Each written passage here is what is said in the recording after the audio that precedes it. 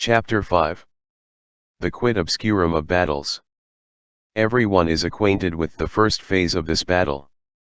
A beginning which was troubled, uncertain, hesitating, menacing to both armies, but still more so for the English than for the French.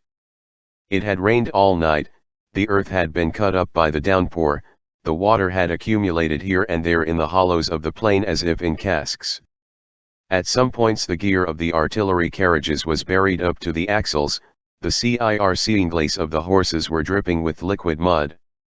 If the wheat and rye trampled down by this cohort of transports on the march had not filled in the ruts and strewn a litter beneath the wheels, all movement, particularly in the valleys, in the direction of Papelotte would have been impossible. The affair began late. Napoleon, as we have already explained, was in the habit of keeping all his artillery well in hand, like a pistol, aiming it now at one point, now at another, of the battle. And it had been his wish to wait until the horse batteries could move and gallop freely. In order to do that it was necessary that the sun should come out and dry the soil. But the sun did not make its appearance. It was no longer the rendezvous of Austerlitz.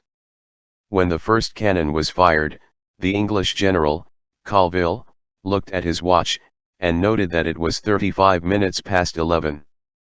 The action was begun furiously, with more fury, perhaps, than the Emperor would have wished, by the left wing of the French resting on Hapgood. At the same time Napoleon attacked the centre by hurling QUID's brigade on La Haye Sainte. And Ney pushed forward the right wing of the French against the left wing of the English, which rested on Papelotte. The attack on Hapgood was something of a feint. The plan was to draw Wellington thither, and to make him swerve to the left. This plan would have succeeded if the 4 companies of the English Guards and the brave Belgians of Perponcher's division had not held the position solidly.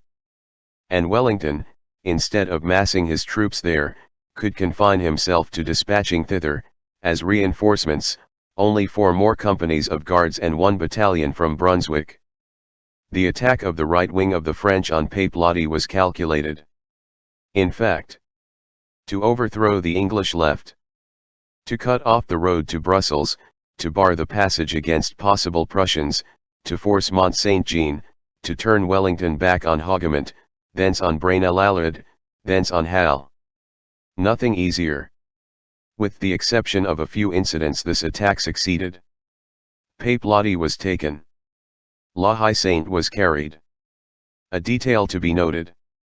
There was in the English infantry, particularly in Kempt's brigade, a great many raw recruits. These young soldiers were valiant in the presence of our redoubtable infantry. Their inexperience extricated them intrepidly from the dilemma. They performed particularly excellent service as skirmishers. The soldier skirmisher, left somewhat to himself, becomes, so to speak, his own general. These recruits displayed some of the French ingenuity and fury. This novice of an infantry had dash. This displeased Wellington. After the taking of La Haye Sainte the battle wavered. There is in this day an obscure interval, from midday to 4 o'clock. The middle portion of this battle is almost indistinct, and participates in the somberness of the hand-to-hand conflict. Twilight reigns over it. We perceive vast fluctuations in that fog. A dizzy mirage. Paraphernalia of war almost unknown today. Pendant callbacks. Floating saber taches. Cross belts.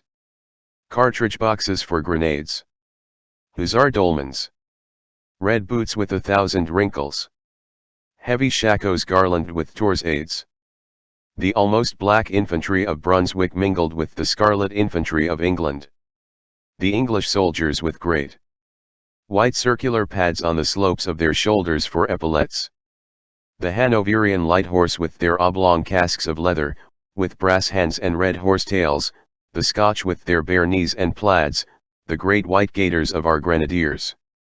Pictures, not strategic lines, what Salvatore Rosa requires, not what is suited to the needs of Gribeauval. A certain amount of tempest is always mingled with a battle. Quid obscurum, quid divinum. Each historian traces, to some extent, the particular feature which pleases him amid this pell-mell. Whatever may be the combinations of the generals, the shock of armed masses has an incalculable ebb. During the action the plans of the two leaders enter into each other and become mutually thrown out of shape. Such a point of the field of battle devours more combatants than such another, just as more or less spongy soils soak up more or less quickly the water which is poured on them. It becomes necessary to pour out more soldiers than one would like. A series of expenditures which are the unforeseen. The line of battle waves and undulates like a thread, the trails of blood gush illogically, the fronts of the armies waver, the regiments form capes and gulfs as they enter and withdraw. All these reefs are continually moving in front of each other. Where the infantry stood the artillery arrives, the cavalry rushes in where the artillery was, the battalions are like smoke. There was something there. Seek it. It has disappeared. The open spots change place, the somber folds advance and retreat, a sort of wind from the sepulchre pushes forward, hurls back, distends, and disperses these tragic multitudes. What is a fray? An oscillation? The immobility of a mathematical plan expresses a minute, not a day. In order to depict a battle, there is required one of those powerful painters who have chaos in their brushes. Rembrandt is better than Vandermeulen. Vandermeulen, exact at noon, lies at 3 o'clock. Geometry is deceptive. The hurricane alone is trustworthy. That is what confers on Folard the right to contradict Polybius. Let us add that there is a certain instant when the battle degenerates into a combat, becomes specialized, and disperses into innumerable detailed feats, which, to borrow the expression of Napoleon himself, belong rather to the biography of the regiments than to the history of the army. The historian has, in this case, the evident right to sum up the whole. He cannot do more than seize the principal outlines of the struggle. And it is not given to any one narrator, however conscientious he may be, to fix, absolutely, the form of that horrible cloud which is called a battle. This, which is true of all great armed encounters, is particularly applicable to Waterloo. Nevertheless, at a certain moment in the afternoon the battle came to a point.